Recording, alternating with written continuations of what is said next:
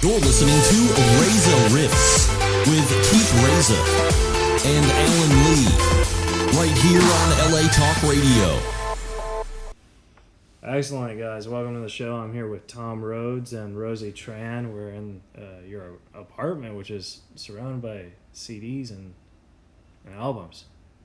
And thousands of books. And thousands of books. Thousands. Have you read all these books? I've read about 50%, maybe a little less, but that's still a lot of books. Yeah, that's awesome. Have you listened to all these CDs? I've listened to 90% of those vinyl records. Oh, they're vinyl records. Oh. Those are vinyl. In the other room are the CDs. Oh, I'm just... yeah. Right. It's like my attention detail. I'm like, holy, it's like, I just noticed this. That's okay. I've been seeing a younger woman, and I tease her that she doesn't know what vinyl records are. That, hey, what are these big picture things with the free frisbees inside? But that's just a joke. We talk about Disney movies. Oh, really? I love Disney movies. So does she. What's your favorite Disney movie? I think, the original Lion King. I'm not wild about all these remakes. I hate all the remakes. Yeah, I feel like they're just milking the franchise, right? Well, they do it with everything, and it's the superhero movies, and like every great film has been remade. Yeah. There was no reason to remake Willy Wonka and the Chocolate Factory. No reason at all. You know. Well, you know why they're doing all these remakes? Because I write screenplays, and in my opinion, to make money. Well, no, it's because I feel that they're doing remakes because they're running out of original writers who have original stories. Yeah, I think they definitely run out of ideas. You know, so they're like, oh, let's just remake this and change the script by a line or something. And the people who put up the money, they don't want to take a chance on something new, so let's just recycle. Look at Netflix remaking all those, 70s TV shows, One Day at a Time. And, they're remaking that? I liked those kind of shows, but, do we need a modern version of it? Yeah, they should... I think there are original ideas, but they're not, like you said, they don't want to take risks, because I hear anytime a truly breakout film comes on, they interview the screenwriters, and they're always saying, oh, it took 10 years to make, nobody wanted to make it, I was fighting tooth and nail for someone to read this. So I think there are ideas, they're just being suppressed because people just care about the almighty dollar, right? Absolutely. I had a beautiful moment. I'm old friends with Drew Carey, and I went to a taping of The Price is Right last week. I was just watching that. And I found Utopia, and it's where equality truly lives, and that's because everybody loves money. They can smell money. They're giving away money. And it was beautiful. It transcended race and gender and sexuality. Everyone was on everyone else's side. Everyone cheered for each other, even when someone lost. Yeah. Everybody was like, yeah, you did great. You did great. And I realized it was just, it's that our love of money and shiny shit. It was celebrated there. It was the church of... And the fun costumes don't hurt, right? No. That's you're thinking of Make a Deal. Make a Deal. Yeah. Don't people wear matching stuff though? Sometimes if you're in a family reunion, people wear T-shirts. People wear that stuff. Yeah. But Let's Make a Deal is the one where it's with Wayne Brady, where they ask the audience and stuff, right? Yeah, and in the 70s they had that show. Yeah. It was hosted by Monty Hall. Yeah. And I was just letting the folks of right now know it's Wayne Brady. Yeah. Price of Right, they don't work. Most people don't remember Monty Hall. Yeah. But would you say, with all these, it's interesting that we're talking about remakes, but would you say that, right, because you had a sitcom in the late 90s called Mr. Rhodes. When are they going to remake the Mr. Rhodes? Yeah. Would you say, this is a good time to remake that? No. There were a lot of teacher shows that year. I was unaware of that fact, and originally I wanted to be a public defender lawyer. Yeah. The show. For the show when I had a sitcom deal. Yeah. And they ended up coercing me, saying we had a lawyer show fail. Can you make Tom a teacher? And I thought, oh my God, well, it's the strength of my personality that's going to make a show, and, why not give it a try? And in retrospect, somebody knew there were 4 other teacher shows that year. Yeah. And we were struggling from the beginning. The first 3 or 4 episodes were great, and then it kind of became the focus was on the students. Now, what was that like where it's like, because it was your show with your name on it, and I know a lot of comics who have their shows with their names, like, I can only think of Seinfeld being the most successful one. You know what I mean? I mean, Drew Carey was successful too, but Seinfeld was on for like... 9 years. Yeah. So, like, how... I think the Drew Carey show might have ran for 8 seasons. He was close. Yeah. But, like, how does that, like, make you feel to have that, you know, your name and the pressure as a comic, like, back then? Was that stressful? Well, I was young and arrogant enough to think that I could handle it. Yeah. And I think I did a beautiful job. I had never acted before in my life. Yeah. And it's almost impossible to get a pilot made, and then it turned into a series, and I did all that, and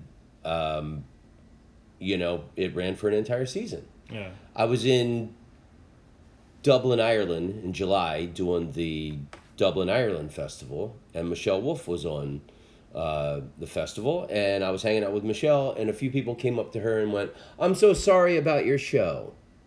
And I had a great conversation with her. I said, you killed me. When I had my sitcom, when it finished, people would come up to me and say, "Oh, I'm sorry about your show." Yeah. And then you end up feeling bad about it. Like, oh, wow, like there's this perception that you somehow failed. But what people should be saying is, hey, congratulations on your amazing human achievement. Yeah. Because it's so, for a comedian to ever even get offered their own show, That's a big deal. and then to successfully do that show for like a full season, and it not be, a lot of shows are canceled like 3 or 4 episodes in, and it's loudly trumpeted in the press. Yeah. For a comedian, for anyone to have an entire season of their own show is a great human achievement. Yeah. But then for a few years after that, every morning radio show I would go do, "So what's it feel like to have your show canceled?" And everybody being a little smart ass. And it's like, well, rock, paper, scissors, I think television beats radio. Yeah. And, Well, no. Well, it definitely beats podcasts. Well, I have a podcast. Yeah, Thank God for podcasts. Thank God for being able to make your own content. Now is a beautiful time to be a comedian. the reason why I like podcasts is because, like, I've always dreamt of having my own sitcom, but then, like, as the older I get, I realize that with my humor, it's probably harder. So I started, because, like, I have a form of autism, so it's hard for me to communicate and socialize. So I had to, like, learn to be verbal and interview my heroes, and I thought that was just more fun than, you know what I mean, writing jokes for a story that I didn't know if I could do. You know what I mean? that's an interesting viewpoint of yourself, but you should always remember Gary Shandling was really so socially awkward. Yeah. It's where a lot of his comedy came from. Shangle was socially awkward. So was But both of his TV shows Larry Sanders. were dealing with it. I mean, Larry Sanders is remembered, but the one he did before was really great. And he would it was like a normal sitcom, but he would turn and talk to the camera about, like, look how socially awkward I am at this Larry moment. David. There's a lot of socially awkward people in comedy, Yeah, Keith. I mean, comedy. I don't think it mixes you. Comedy was made for socially awkward people. But what I'm saying is that's why I like podcasts, because, like, it makes me, like, feel better that I don't have a sitcom. Does that make sense? That does make sense. Well, I don't want to shatter your perception of reality, but you can have both. Yeah. Well, I guess what I'm trying to say is because, like, my uncle, he was like a guest star in the 90s and stuff, and he didn't get his own sitcom until 2004, and he's been acting for 30 years, you know what I mean? And he just then made it, so... He got his own show? Yeah, he was on Rules of Engagement, and everyone thought it was Spade's show, but it was really Pat's show, because, like, he was the lead, And my uncle did Seinfeld and The Tick, and those shows just never gave him that spotlight, So that's what I was trying to say, because, like, took him 30 years to get that. Correct. And I wasn't bashing podcasts. I have 2 podcasts. Don't you think that's too many? Socially awkward. We should have named that Socially Awkward. So, Tom, another thing I like about you is you go around the world doing comedy. Like, not just the United States, around the world. Yes, Like, that's really cool. Yeah. He's just nodding. He's just nodding.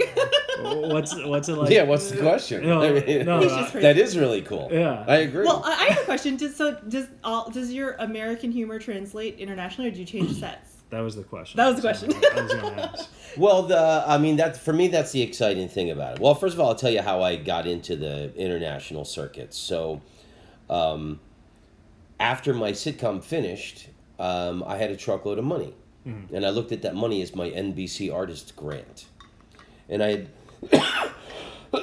excuse me, should have saved some of that money for cough lozenges. I had lived in New York City once when I was 20, broke, and I always swore if I had money, I would live there in style. So when the sitcom finished, I moved to New York City, got a rock star apartment, and then also I started making systematic trips to London. Mm-hmm. And I got in with London through the help of my friend Rich Hall, who lived over there and coached me on, how to get in. You don't go to the best clubs first. You go to the peripheral clubs, and you learn what references work, what don't. You get your sea legs performing in London.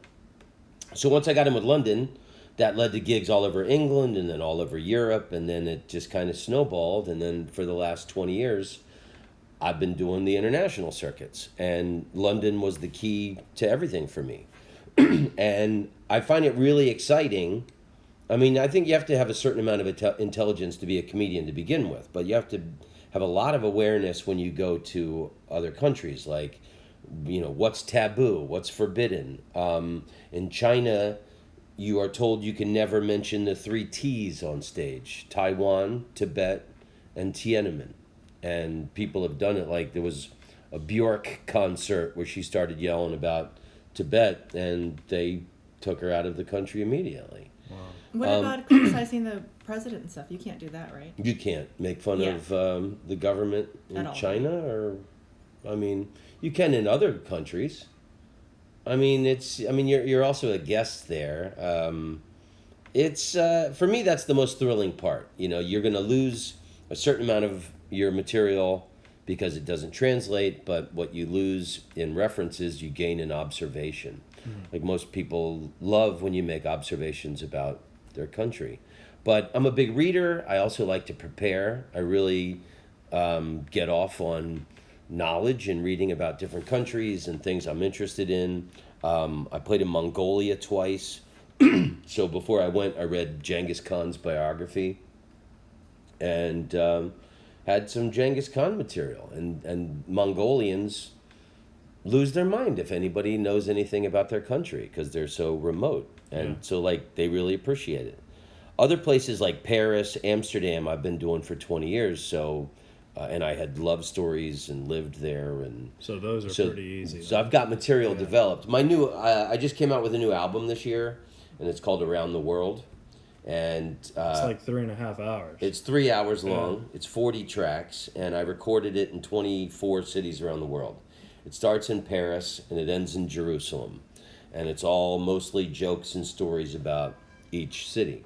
So it's the result of me doing the international circuits for 20 years. Now, what was that like making an album? And it took me 2 years to record it. Yeah. 3.5 hours of material is amazing. Yeah. It makes me feel lazy as a comedian. I think. Well, when you've been doing, there was a lot of places like Mongolia. I had boned up for it. Berlin, Stockholm. There was some countries that I hadn't played regularly, and so before I went there, I made it a point to write 5 minutes of material on that place. So I was just Googling information, mind-blowing facts, interesting facts, and then reading books about things from those countries that I was interested in.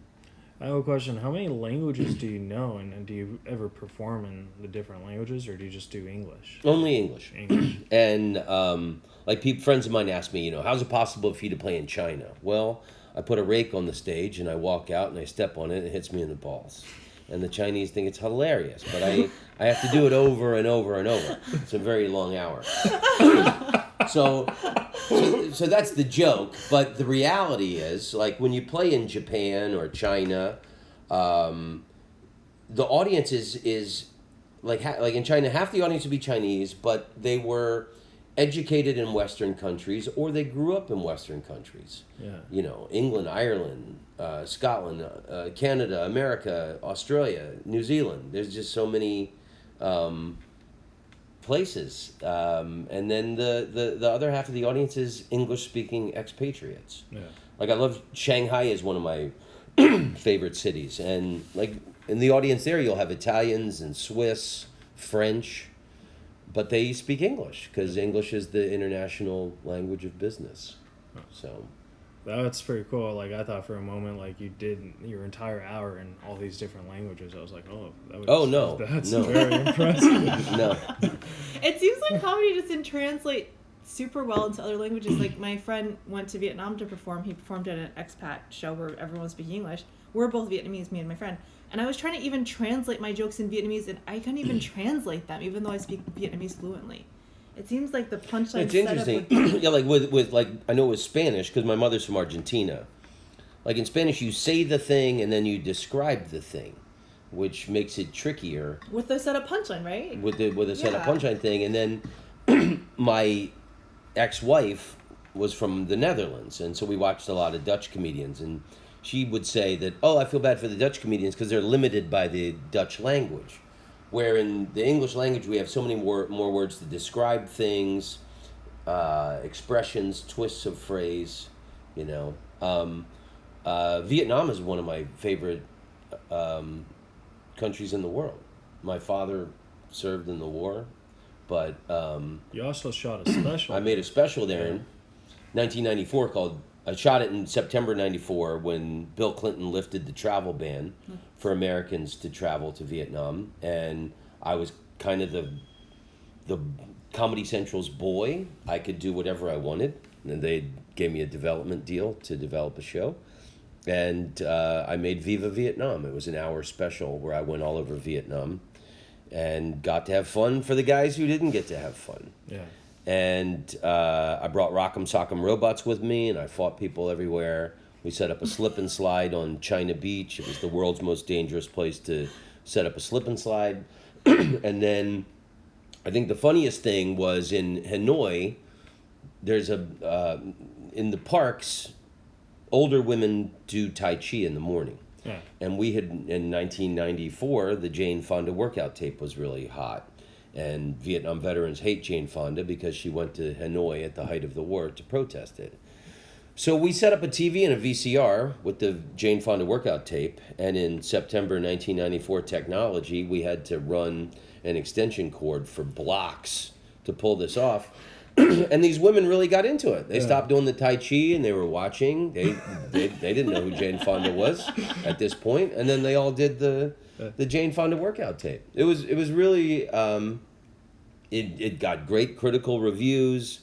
My dad was really proud of it. And then Comedy Central had the premiere at this screening theater in Washington, D.C., and they invited all of these Vietnam veteran groups and Vietnamese officials from the Vietnamese embassy. So I had this beautiful Charlie Chaplin moment in the back of the theater, listening to these people who were, you know, at war and killing each other, now laughing at my, you know, goofy moment with the Jane Fonda workout tape in Hanoi. Right. So I've since been back twice. That was 94. It came on April 95 for the 20th anniversary of the end of the Vietnam War. And then I went back in 2014. And one of Hanoi was my favorite in Vietnam because of the French tree-lined boulevards. And have you been to Hanoi? I haven't. I'm a bad Vietnamamese. I haven't been back. Oh, my God. My parents have been back twice, and every time I can't go because of comedy. I'm trapped. Oh, and there's these lakes downtown Hanoi. There's this one lake where this is beautiful mythology because the Chinese have constantly invaded Vietnam. And like 300 years ago, the Chinese were going to attack, and this Vietnamese warrior hero, a turtle, came out of the lake with a sword and gave him this sword. And he like beat and killed all of these Chinese people and ran them out of the country. Was it Leonardo? No, I think it might have been Michelangelo. So when you go to Hanoi, I've got one somewhere. It's a little turtle holding a sword is the symbol. The lake that John McCain was shot down and landed in, the comedy gig in Hanoi, looks out. You're on stage and you're looking out over the lake where John McCain was shot down. Probably the worst day of his life. And now there are swan paddle boats for young lovers to tool around on the lake. We kind of stole that idea, like at theme parks, where you go into that cave in a boat and you make out. You know what I mean? Talking about the Love Boat? Yeah, isn't that what? Like, we kind of stole that idea from other countries, I feel. So there's a really cool gig in Hanoi, and it's all expats. And when I did it in 2014, this young kid opened up for me, and he's 19 years old and from Hanoi. Told me his all-time hero was Eddie Murphy, Delirious. Really? And he wants to be the Eddie Murphy of Vietnam. So he delivered everything like Eddie Murphy in Delirious, but he only had the experiences of a 19-year-old kid growing up in Hanoi. Yeah. You know, when you're on your scooter and your girl is on the back, and somebody pulls up next to you and they're looking at your girl? So unfortunately, I went back 2 years ago, or last year, and unfortunately the guy doesn't do stand-up anymore. I was wondering if he had moved on to the Raw album yet. But the guy, this English guy who puts on the gigs in Hanoi, used to give motorcycle tours of the north of Vietnam. And I went back last year, and I stayed a few extra days, and he took me on a motorcycle journey. And that's where you got in your accident. Got into an accident. I saw something on YouTube. Yeah. That was a gnarly hit. I got really lucky. I was wearing a helmet. My head bounced off the road, and I just skinned up my elbow. I was really, really super lucky. Do you ever get, like, because I was in a major car accident where I almost died, and it's unbelievable that no one else got hurt, you know? Do you ever get, like, and I still get flashbacks, like, late at night do you ever get flashbacks from that accident? No. Different things, but not that. Usually it's stupid things said to people at parties that I'll have flashbacks about. God, why did I say that? Even years later. But I'm working on a book right now, and it was inspired by the album because it's 24 cities around the world, and I'm writing about my personal relationship with all of these cities. So, and places like I almost drowned in Thailand. Yeah. That's a story that's on my new album, and I was swindled in Shanghai. There's this. Wait, swindled? Like robbed? Yeah, it's this thing where it's in every guidebook warning you against it, but I'm such a seasoned traveler, I stopped reading guidebooks, so I fell for it like a rookie. When it happened to me, it was one guy and two women, late 20s, and they said they were from Chengdu. They were in Shanghai just for a few days. They were students. They're pulling a scam. Asked me if I would take their picture, and then they started talking to me, and their English was impeccable. And then they said they were on their way to a cultural tea exhibition. Would I like to go with them?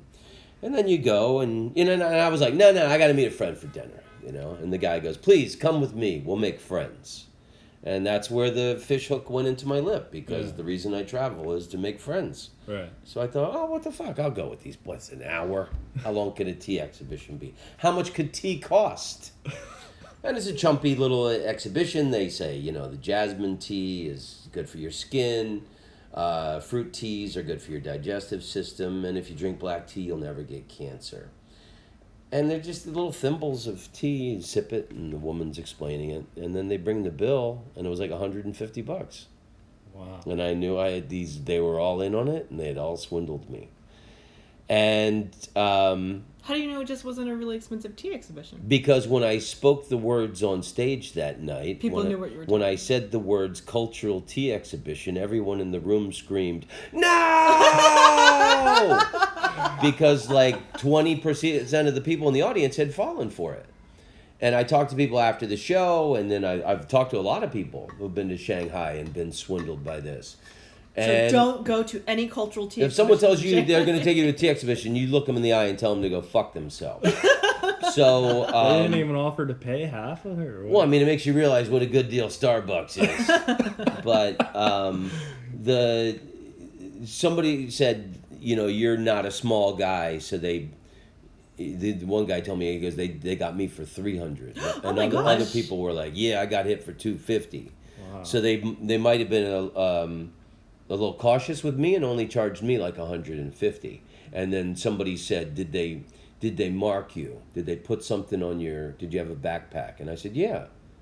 And he said, what do you mean, did they mark you? And I pulled out my backpack, and I had one of those little red Chinese dangly things. No way. He said, they put that on your bag, so when you go back out to the street, the other con artists know that you've already been taken. Oh my gosh. Yeah. So I was so pissed off about this, and I had the next few days, I was staying, it's this pedestrian shopping street that leads to the Bund. The Bund is You were marked. where the river is, where all the magnificent view of the skyscrapers.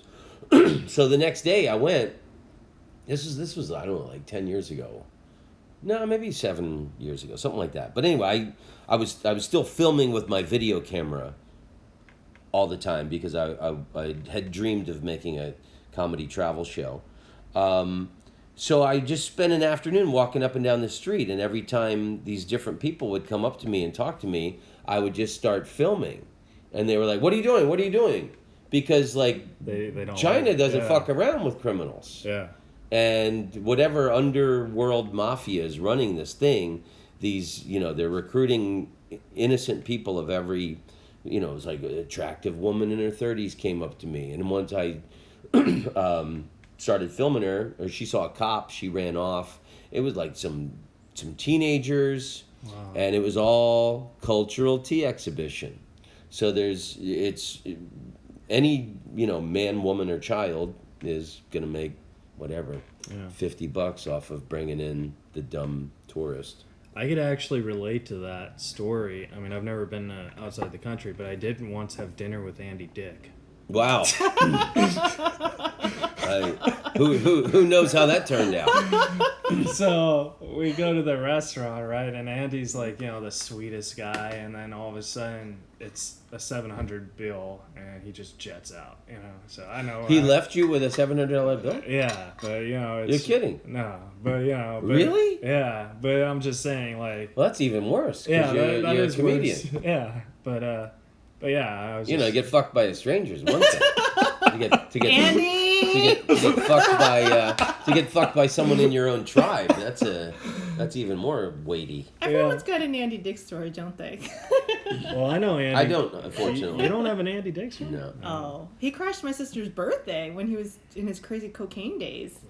He has a bad rep, but here's the one thing I am about a comic is, first of all, if you do comedy, I automatically love you. That's how I feel. But I've been burned on that. There's a couple comics, I don't know. I've been burned on that viewpoint many times. I've been burned. Where you think like, oh yeah, it's the brotherhood and the sisterhood, and we're all like in the same tribe. No. And there's a lot of people who don't feel the same way. I've been burned. I've lost my job to a comic. I've lost my girl to a comic. I know that feeling. That's true. He has.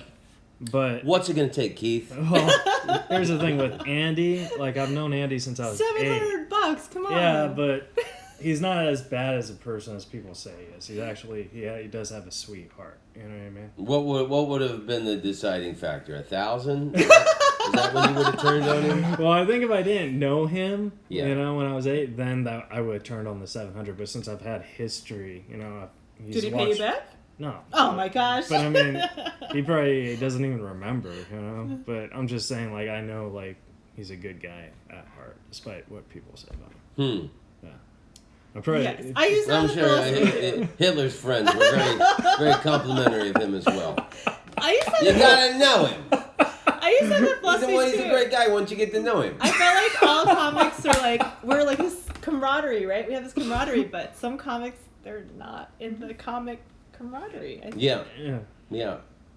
It always kills me when someone's like arrogant and doesn't talk to other comedians on a show, or Well, that can change too if your career doesn't go the way you planned. Because I know a couple comics that used to be super cocky, and then their career didn't go as planned, and now they're super nice. Rosie Tran. Shut up! No, not me. I won't name names. No, we don't name it. But Except for Andy Dick. We'll throw. Well, everyone has an Andy Dick story. Anyways. So Rosie Tran, do you get upset if anyone ever calls you tranny? You know, I was just having this conversation Because people like last friends of mine will night. call me Rhodesy sometimes. So I used to get it a lot when I first started doing comedy. Hosts would introduce me like Rosie Tranny or whatever. But now that trans rights are such a big thing, people are like scared to do it. Yeah. Which is weird. I feel like I got all of the bad tranny jokes with none of the bathroom privileges. So it's like I get no benefit for all the shaming and the nicknames. But no one calls me that. A question I had for you, Tom, is when you do comedy in the States and then outside of States, because I know you as a stand-up, like when you're outside, would you say your fan base is more outside the States? International? I don't know. Like there's I got great places in the States where I've always had really solid fans: Atlanta, Chicago, San Francisco. I didn't mean it like that. I meant it like you're an international name. You know what I mean? Yeah, I mean, I think like people who are comedy fans know me and like me. I mean, I wish I could sell more tickets in some cities in America, definitely. But I'm really grateful for what I have. I know a lot of younger comedians. I'll talk to them and you got the life I dream of. I want to be where you are. I mean, I'm old friends with Brian Regan. He's got frustrations at his level. Yeah. No matter what level you're at, there's like shit where you're like, God, why does that have to be like that? But you got to enjoy where you're at. And I mean, I think I've done pretty good for myself. Yeah, you have. I love my life. I like that I have, it's interesting, like, I'm sending out emails, trying to book stuff for next year, and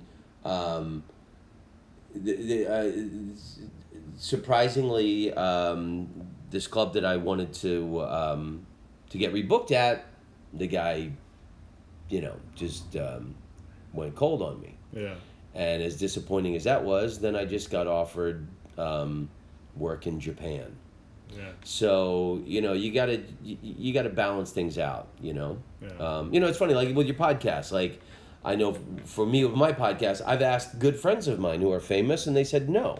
Yeah. And then there's other people who are famous who were like, oh my God, of course, I'd love to do it, Tom. Yeah. It just there always seems to be like a balance in comedy for me. Like there's a percentage of doors that are closed to you, and then there's a percentage that are open, and you got to be grateful for the life you have. And I'm fortunately, like with my podcast, I would talk to people all over the world. I also do like I talk about books that I'm into. I did a 3-part thing on the French Revolution. I just did a 3-parter on Lord Byron, the king of the Romantic poets. Really interesting, debaucherous dude. But also, like I said, I'm writing the book about my experience traveling the world and my best stories traveling the world for 20 years. My album that I just came out with. I'm really proud of that. And not every comedian can go play in all these places. And then with my live album, the people at SiriusXM recommended that I make a clean version of it. So that took a few months doing the notes on that, but it just got finished, and yesterday was posted up everywhere. So there's an hour clean version of Around the World now. Oh, that's awesome. So so like, do I wish I had a television show? Like Anthony Bourdain. Do I wish I had a lot of money? Yeah. Was stinky rich? Yeah, but the life I have is pretty beautiful because I can make art out of, my unique experience of traveling the world as a comedian. Yeah. And not everybody can do it. Not everybody has the talent to be able to do that. You know. Well, the good news is I'm a man of my word. So if I ever sell a screenplay or something, there's a part in it for you because I'm writing a detective movie But like I heard that you don't like it when bad stuff happens to children, so you might decline the role. But there's a part in it for you. You're going to be the cop who saves the children. You really know a lot about me. Yeah. I appreciate that, Keith. And well, I've been trying to I get have you to on I have for to 4 thank years. you. The reason we're sitting here is because for the last 5 years, your persistence in reaching out to me every few months. He's And, very persistent. You know, you finally broke me down. I didn't know you, and then I met you a couple times at the Improv. Yeah. And then I thought, oh well, you have a kind face. Yeah. Okay. So It was your hard- persistence is He's what very I- persistent. How hard is it not to do the British accent when you're in the UK for a while?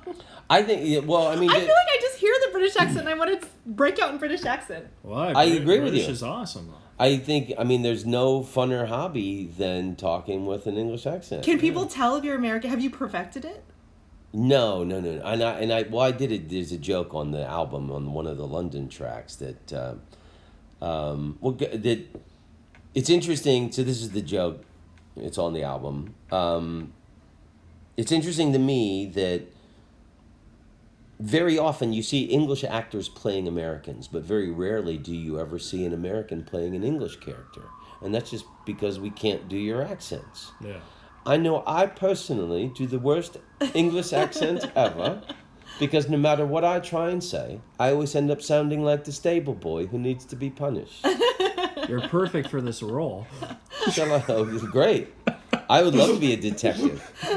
Yeah, you talk just like I would that. love to be a detective, especially the detective that knows some shit. Yeah. Does he have to be a British detective? Yeah, that's what Oh, Is he- No, not with that accent. No, that's like Dick Van Dyke and Mary Poppins had a better Rosie just accent. runs over the punchline, and then she's like, "Wait, I got it now."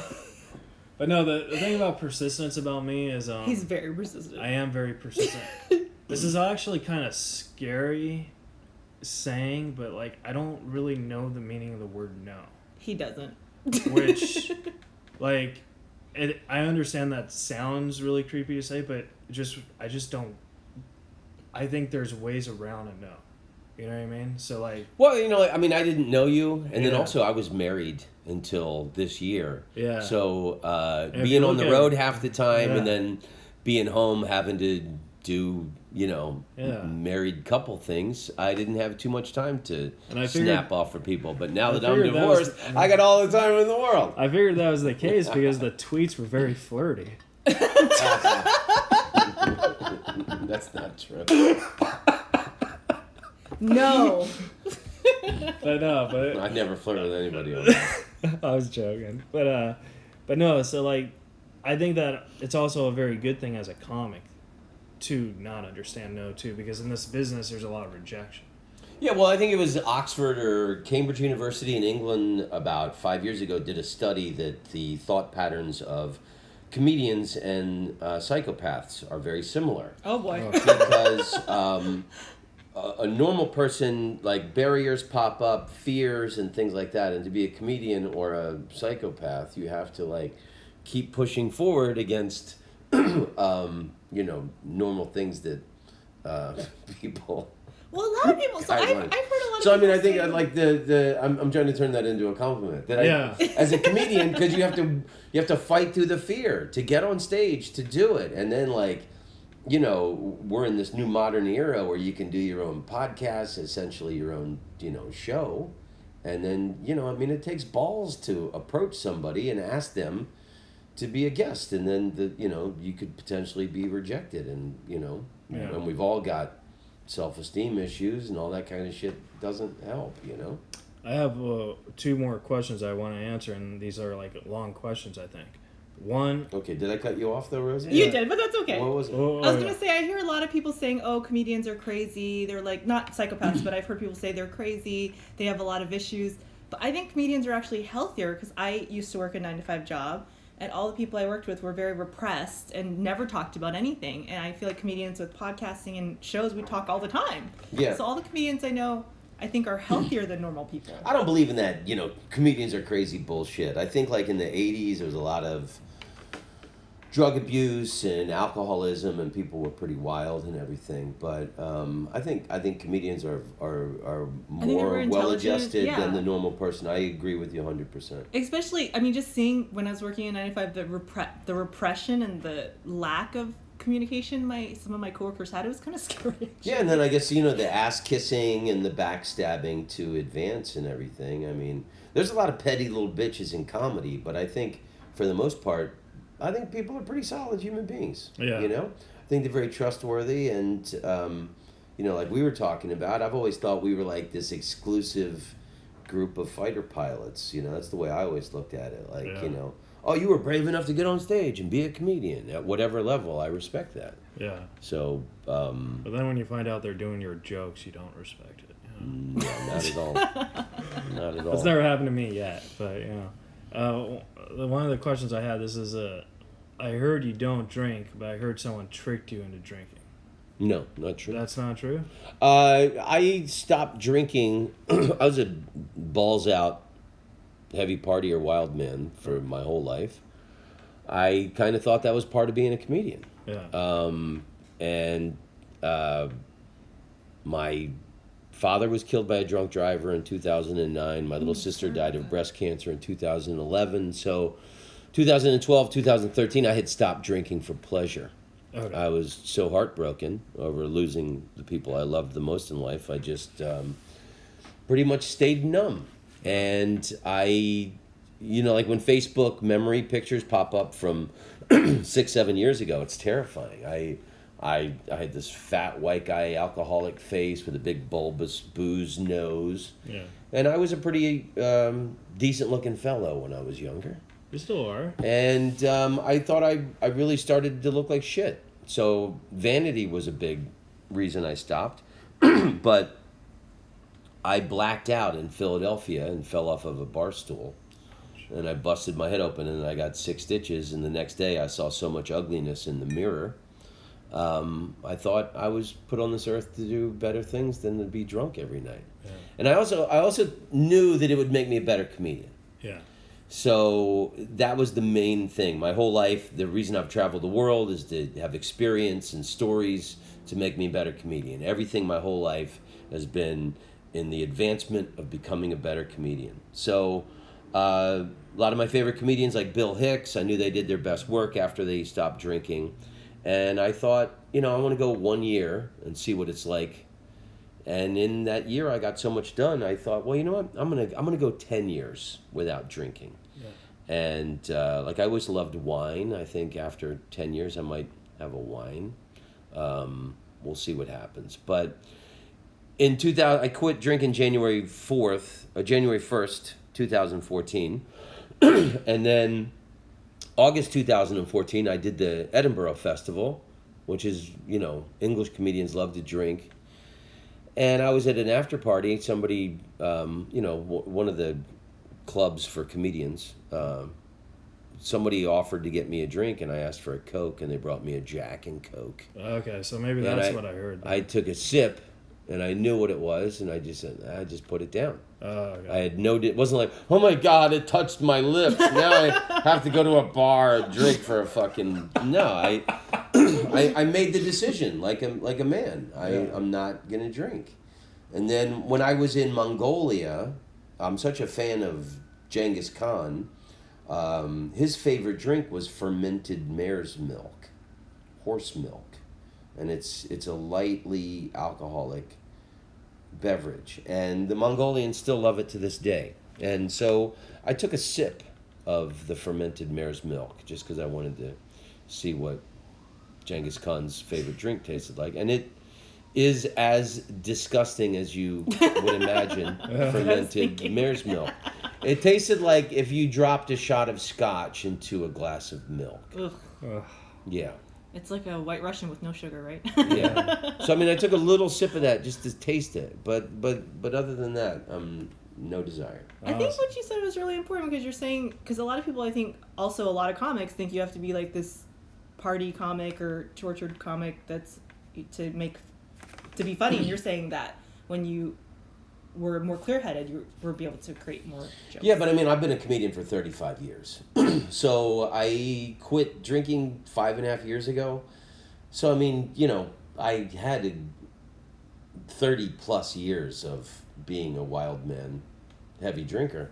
But also, I mean, you know, when you're younger, you know, it helps gives you confidence when you're terrified, certain situations. I started out on the southern circuits playing really tough one-nighters and stuff, and you know, I was glad I had booze then. Yeah. You know, and I don't look down on what anybody's doing. It's everybody's on their own path, and you know, I just thought, you know, we're here to evolve as human beings, and we're just here to make as much lasting art as we possibly can. That's all that we leave behind is, you know, books, podcasts.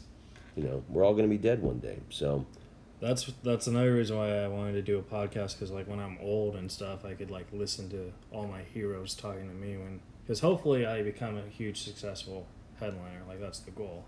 But at least I'll be like, you know what? At least I got to interview my heroes. yeah, I mean, look what Judd Apatow did. He the where is it there? Sick in the Head. That book is fantastic. He started interviewing comedians when he was a teenager. Yeah. Just like this, just sitting down and recording it. And that's more impressive though, because you did it on a book. but he didn't know he didn't know it was going to be a book at the beginning. He was doing it as a radio show in the beginning. Yeah. He did audio recordings. Yeah. It's just someone had that. I mean, maybe you'll do that in the future one day. Yeah. I was making a bad joke. What, that he did it with a book? Yeah. Like what? No. Okay. Failed. 0-3. Excellent. I laughed at a couple of your jokes. Yeah, but it sucks when your hero doesn't laugh. I was encouraging you. I was saying you could be the next Judd Apatow. Yeah, thanks. With that detective movie, we're going to go very, very far together. And his sitcom. Yeah. Don't forget. Oh yeah, I also told her I'd give her a sitcom. But I'm his sitcom wife. yeah. Perfect. You could be my sitcom dad. I love it. All right, cool. Yeah. You guys would be a great sitcom couple. I think. Yeah. Yeah. Yeah. Awesome. So then the last question I had is, what is your biggest fear besides death? Because I think everyone fears death. I'm not too afraid of death. I've had a pretty great life.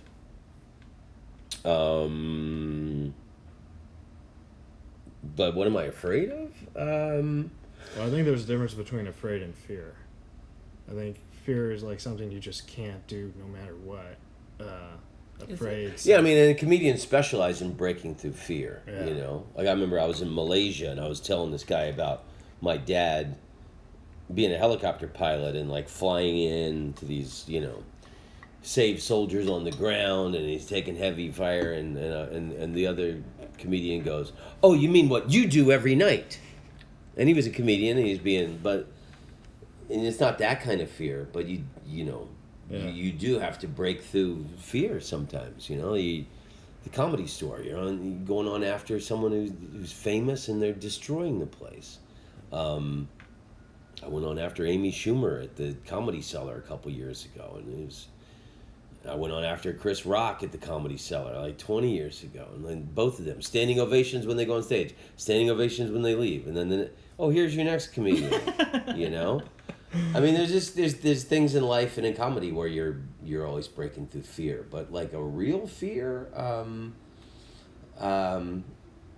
See, I'm an older man. Yeah. You know, I'm 52 now, and fortunately, most of my theories about life have been proven wrong. When I was younger, I was afraid of being an ignorant hillbilly, but I've spent my life traveling the world and educating myself, so don't think I could ever be an ignorant hillbilly unless I got hit on the head with a pipe or something. You know, when my wife and I broke up at the beginning of the year, you know, I thought, oh, I'll never be loved again. Yeah. I met an amazing woman a few months ago. So, I don't know. I don't think, Yep. I mean, my fears do not immobilize me, and they've all turned out to not be true. So That's great advice. If you could take back, like, go in a time machine, go to the past, would you meet James Brown?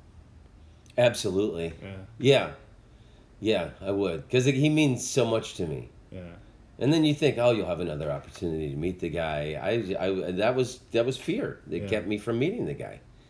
I opened up for James Brown in James Brown, for the folks at home. 1996 at the Canocti Harbor Resort, about 2 hours north of San Francisco. And lifelong hero. I'm from the South. I've always... Where are you from? I'm from I grew up outside of Orlando, Florida, in a town called Oviedo. And now it's grown up and it's very suburban, but when I grew up there, it was like a small citrus farming village with one stoplight. Like Orange County used to be like that, years ago too. But I grew up worshiping James Brown, and I still listen to his music to pump me up. I got 2 biographies. Well, his autobiography and then his biography. Yeah, that's the one he wrote. And then there's another one that just came out a couple years ago. And you didn't get a chance to meet him even though you're opening for him? I chose not to because I had met a few heroes that disappointed me, and I didn't want... Oh, yeah, that's... He was so sacred to me, I didn't want to soil my image of the young, virile James Brown. I didn't want to go backstage and he's some old guy sitting in his underwear and accidentally see through his pee hole or something weird like that, that I'd never be able to get out of my mind. But, when you're young and you're idealistic and you think stupid shit like that. Yeah. So now I definitely would have met him. I was gonna say if I was your friend back then and I had wisdom, I would say go meet him, because I've met my 2 heroes. I actually opened up for I opened up for Norm for about 5-6 years. Cool. And he became my best friend, And then I met John Cusack. I loved his that TV show he had on Netflix. I don't know. I thought it was so dumb that they pulled the plug on that. John Cusack? No. Oh, Norm. Show. Oh. Norm. And I graduated high school in 1985, so I grew up with the John Cusack movies. Oh. Say Anything. Yeah, I met John Cusack because what he does now, it's not stand-up comedy, but this is like something really cool. He goes to theaters, like theaters, like comedies do, yeah. And he sells tickets and he plays one of the movies and he does like a Q&A after. Nice. So he sold out the Fox Riverside theater, and he just announced it like that, And I'm so obsessed with, I'm not obsessed with dudes, but if I was gay, I would totally sleep with John Cusack. He's the coolest guy in the world. Yeah. Yeah. So I bought a ticket, right? And I tweeted, I don't know if you follow me on Twitter, but I have a thing of over tweeting. So I tweeted all these questions, and my name got picked for the questions on the Rolocopter. Oh, nice. And there's 20 Keith Reza questions, and John Cusack's who is Keith Reza even here? I was like, I'm Keith Reza. So then I was like, oh, I have and this is a sold out theater, and he's like, okay, well, do you have a question on Twitter? I was like, yeah, will you do my podcast?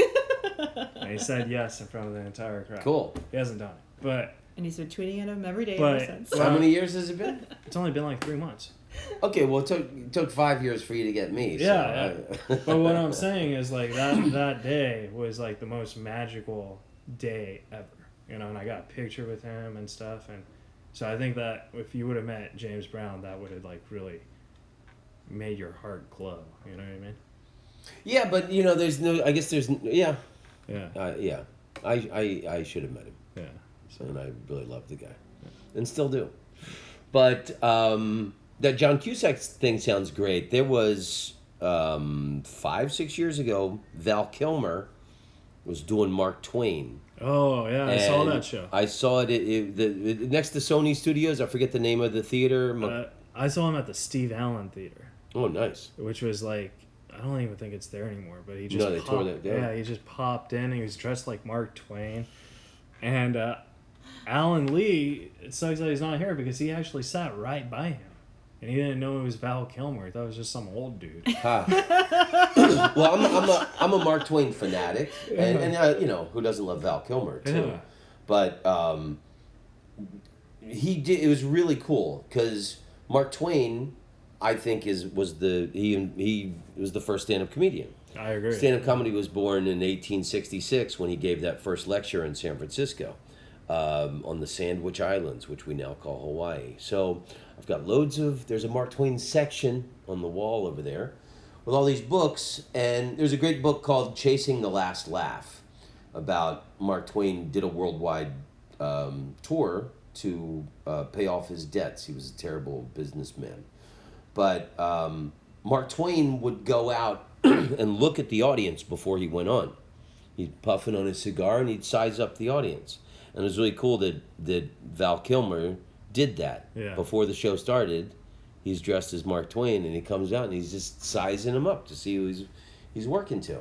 I heard that he wanted to do a movie about as Mark Twain, and then unfortunately his health went into the toilet, Val Kilmer, so I don't know if it'll ever be done, but that performance was so cool. And then at the end, he stayed on the stage while his makeup was being removed, and he did a Q&A. Yeah. And it took like a good hour and a half for them to remove all this, makeup and the wig and all that, and then over the course of an hour and a half, he transformed back into Val Kilmer. Yeah. But it was awesome to have that time and the whole audience asking him all these questions and stuff. Yeah.